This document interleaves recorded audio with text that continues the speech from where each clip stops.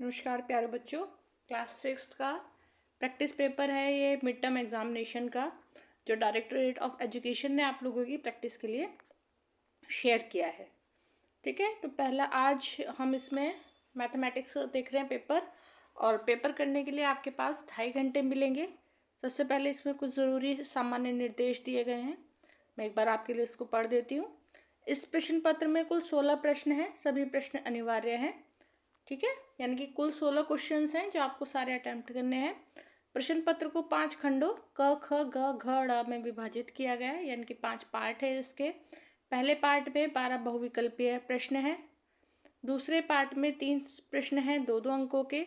फिर खंड ग में 8 से 10 तक लघु उत्तरीय प्रकार के 3-3 अंकों के प्रश्न हैं। खंड घ में प्रश्न 11 से 13 तक दीर्घ उत्तरीय प्रकार के 5-5 अंकों के प्रश्न हैं। खंड ड में प्रश्न संख्या 14 से 16 तक स्रोत आधारित प्रकरण आधारित प्रश्न हैं, जिनके उपभागों के अंक क्रमशः 1-1 तथा 2 हैं। पहले एक बार पेपर का देख लेते हैं। खंड का, इसमें फर्स्ट में आपके 12 बहुविकल्पीय प्रश्न हैं, जो आप देख सकते हैं स्क्रीन पर आ रहे हैं। उसके बाद खंड ख प्रश्न 2 से 7 तक वस्तुनिष्ठ प्रकार के प्रश्न हैं, जिसमें प्रत्येक प्रश्न के 2 अंक हैं। पहला 2, 3, 4, 5। ठीक है, फिर 6, 7, ये आपका खंड ख का समाप्त होता है। खंड ग प्रश्न 8 से 10 लघु उत्तरीय प्रकार के प्रश्न हैं, जिसमें प्रत्येक प्रश्न 3 अंक का है, दी गई आकृति। उसके बाद खंड घ 11 से 13 दीर्घ उत्तर प्रकार के प्रश्न हैं, जिसमें प्रत्येक प्रश्न 5 अंक का है, 11, 12, 13। फिर खंड ड़ 14 से 16 प्रकरण आधारित प्रश्न है, जिसमें प्रत्येक अंक कितने का है, प्रश्न 4 अंक का है, 14, 15, 16। इस तरीके के इस प्रश्न पत्र में आपके कुल 16 सवाल प्रश्न हैं, और कुछ इसी तरीके का प्रश्न पत्र आपको आपके मिड टर्म एग्जाम में देखने को मिलेगा।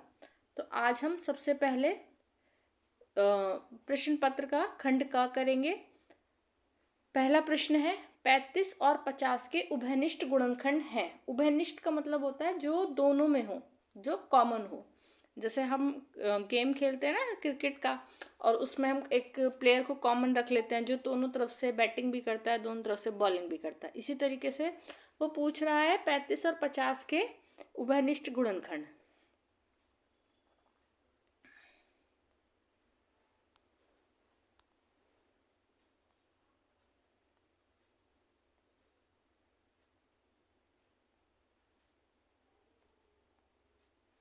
ठीक है, 35,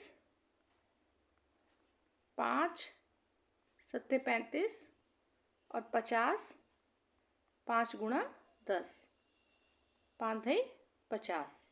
तो हम देखेंगे उभयनिष्ठ क्या है, जो संख्या दोनों में है वो है आपकी 5। तो पहले प्रश्न का उत्तर हो गया 5।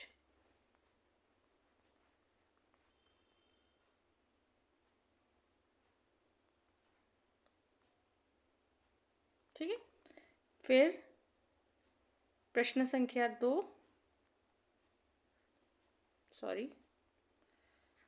प्रश्न संख्या 2, 1 से 50 के बीच कितनी अभाज्य संख्याएं होती हैं। तो 1 से 50 के बीच में कितनी अभाज्य संख्याएं होंगी। सबसे पहले अभाज्य संख्याएं वो होती हैं जो स्वयं के पहाड़े में आती हैं। ठीक है, वो जो संख्या है किसी और नंबर के पहाड़े में नहीं आएगा। तो सबसे पहली बात, 1 ना आपकी भाज्य संख्या है ना अभाज्य संख्या है, तो 1 कैसा नंबर नहीं है। इंग्लिश में बोलते हैं 1 is not a prime nor composite. ठीक है, तो इसमें हम सबसे पहले होगा 2,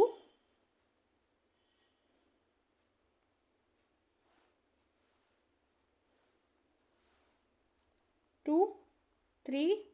अब देखिए 4 जो है वो 2 के टेबल में आता है, 5, 6 भी आता है, 7, 8, 9 भी आता है, 10 भी आता है, फिर 11, 12 भी टेबल में आता है, फिर 13, फिर 14 भी टेबल में आता है, 15 भी, 16 भी, फिर 17। उसके बाद हम देखते हैं 18 भी टेबल में है, उसके बाद 19, फिर 20, 20 भी टेबल में आता है, 10 टू ज़ 20, 21 भी टेबल में आता है, 22 भी टेबल में आता है, उसके बाद 23, फिर 24, 25, 26, 27, 28, ये सब टेबल में आते हैं नंबर। फिर आपका हो गया 29, 30, 31, ठीक है। तो 31 हो गया, 32, 33, 34, 35, 36, फिर 37, फिर आगे देखेंगे 38, 39, 40, 41।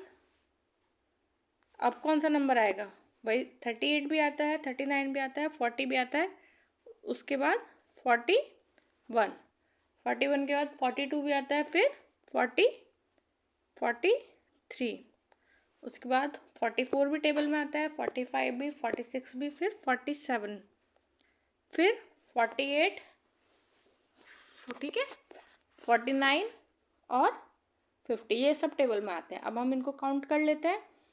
काउंट कैसे करेंगे? 1 2, काउंट करके देखते हैं कितने नंबर्स हैं। एक मिनट, 2 1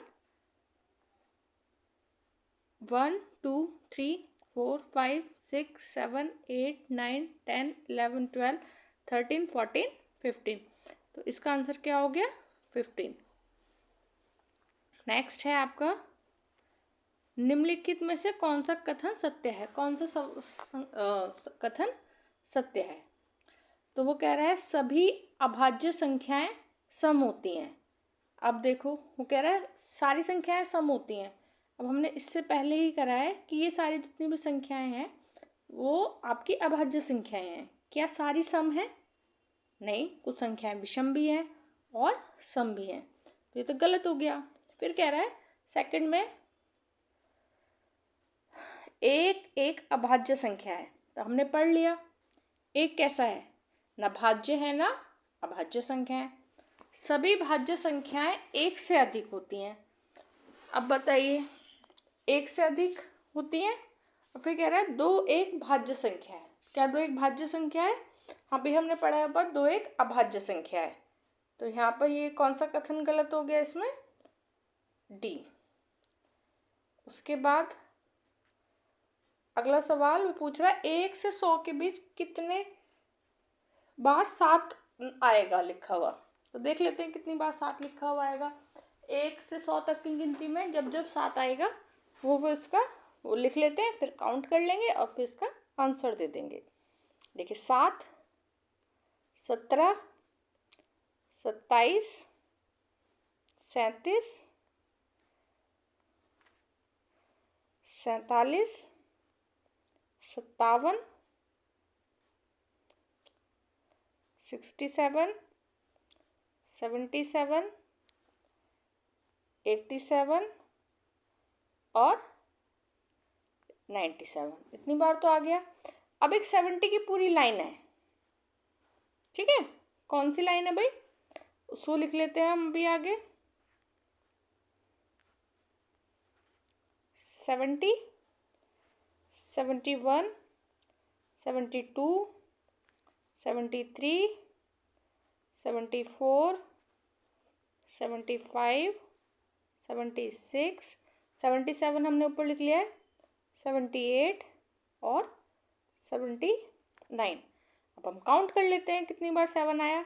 1 2 3 4 5 6 7 8 9 10 11 12 13 14 15 16 17 18 19 20, तो कितनी बार आया 7? 20 बार। अगला है, वो पूछ रहा है कि कौन सी सबसे बड़ी पैलिंड्रोमिक संख्या है। पैलिंड्रोमिक संख्या कौन सी संख्या होती है? पैलिंड्रोमिक संख्या वो संख्या होती है जिन्हें हम किसी भी लिखें सेम ही नंबर आएगा। जैसे अगर मैंने लिखा यहाँ पे 1 2 3 2 1, अगर मैं इसे पीछे से लिखूं तो ये 1 2 3 2 1, ठीक है। अगर मैं लिखूं 5 6 7 और इसको अगर मैं उल्टा करके लिखूं तो क्या हो जाएगा? 7 6 5। अब ये दोनों संख्या अलग अलग हो गई, तो ये पैलिंड्रोमिक संख्या नहीं है। तो पैलिंड्रोमिक संख्या वो संख्या होती है जिन्हें आप सीधा लिखो या उल्टे की तरफ से लिखो, वो संख्याएं कैसी आती हैं आपकी, सेम आती है। तो वो कह रहा है 5 अंकों की सबसे बड़ी पैलिंड्रोमिक संख्या क्या हो जाएगी, 5 अंकों की सबसे बड़ी पैलिंड्रोमिक संख्या हो जाएगी 5 बार 9, तो ये हो जाएगी 99,999। ठीक है, अगला सवाल आपके लिए।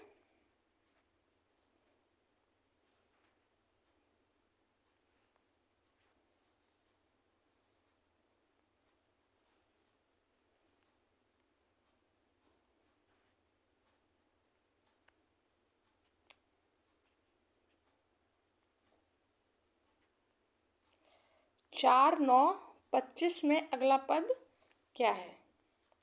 तो इसको देख के हमें पता चल रहा है कि 4 9 25 क्या है, वर्ग है। 4 2 का वर्ग है, 9 3 का वर्ग है, और 5 क्या है, 25 क्या है, 5 का वर्ग है।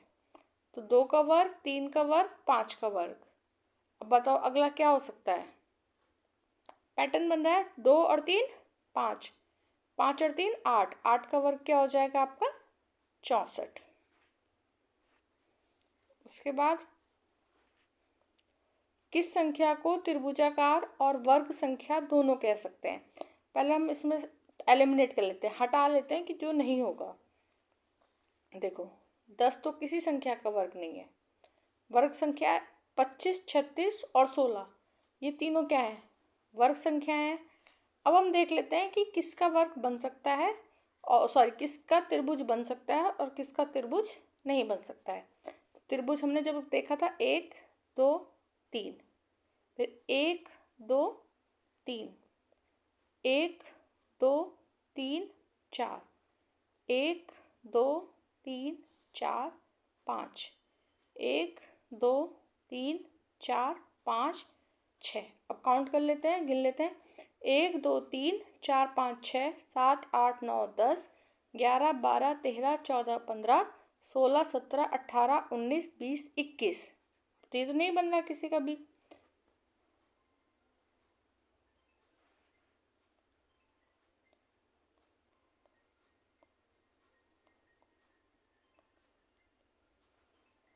बाईस 23 24 25 26 27 28 29 30 31 32 33 34 35 और 36। अगला सवाल।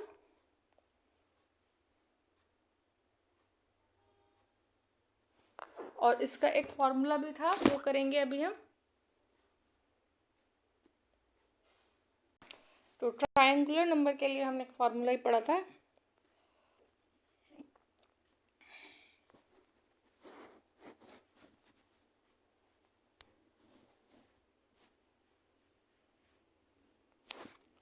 n+1/2। ठीक है, तो इसमें हम वैल्यू पुट करके भी देख सकते हैं कौन सी वैल्यू हमारी आ सकती है। और जब हमारे सवाल में दोनों हैं, त्रिभुजाकार और वर्ग संख्या, तो यहाँ से भी हम इसको एलिमिनेट करके देख सकते हैं। ठीक है, क्वेश्चन नंबर 7। 2 बजे एक घड़ी की सुइयों के बीच का कोण क्या होगा। देखिए, जब हमारी जो घड़ी है वो सर्कुलर है, गोल है, और हमें पता चलता है कि जो सर्कुलर होता है तो जब पूरा कंप्लीट एंगल बनता है तो वो 360 डिग्री का बनता है। ठीक है, अब हमारी घड़ी में कितने नंबर होते हैं, 12 नंबर होते हैं। जब हम 360 को 12 से डिवाइड करेंगे तो 12 दूनी 36, 0 सॉरी 12 तिया 36,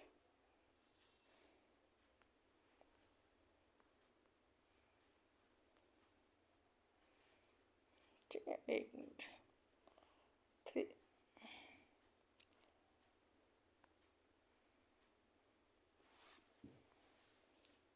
360 डिवाइड बाय 12, 12 तिया 36 और 0, यानी कि एक जब जैसे सुई 12 से एक घूमती है तो 30 डिग्री का कोण बनाती है।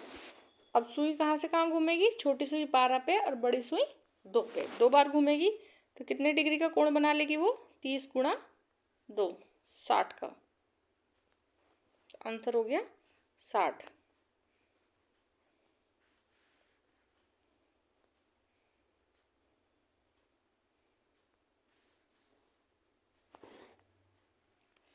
जो पूछ रहा है दी गई आकृतियों में बिंदुओं की संख्या क्या है। बिंदु पॉइंट जो आपको किसी की पोजीशन दिखाते हैं। तो कितने पॉइंट हैं, ए बी सी डी, कितने पॉइंट है हमारे पास, 4। अगला सवाल, एक बिंदु से खींचे जाने वाली रेखाओं की संख्या क्या है। ये टीचर का फेवरेट सवाल है। आप देखिए, मैंने कोई बिंदु बनाया, ठीक है, ये एक बिंदु है। ये अब वो कह रहा है कि इससे कितनी रेखाएं जा सकती हैं। तो कितनी रेखाएं जा सकती हैं इससे, हम सोच के देखेंगे भाई, करके देखेंगे। 1 2 3 4 5 6 7, मतलब इससे अनंत रेखाएं जा सकती हैं। हम गिन नहीं सकते एक बिंदु से कितनी रेखाएं जा सकती हैं, अनंत रेखाएं जा सकती हैं। अनंत मतलब इनफाइनाइट रेखा। अगला सवाल, निम्नलिखित में से कौन सा नाम आकृति में दिखाए गए वर्ग के लिए मान्य नहीं है। देखिए, जब भी हम किसी भी आकृति का नाम लिखते हैं तो हम जिस पॉइंट से शुरू करते हैं, जहाँ से शुरू करते हैं, उसके बाद हम किसी चीज़ को छोड़ते नहीं हैं। जैसे यहाँ पर एस के बाद पी, क्यू आर एस, हमें कोई भी पॉइंट छोड़ना नहीं है। तो एक इसका नाम हो सकता है एस पी क्यू आर, ठीक है। उसके बाद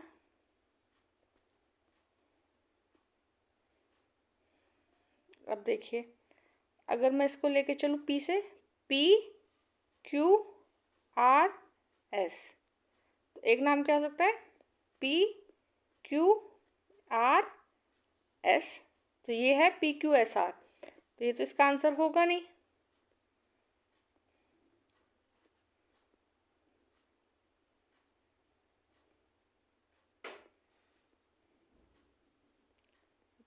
ठीक है, फिर एस पी क्यू आर ये हमें मिल गया है।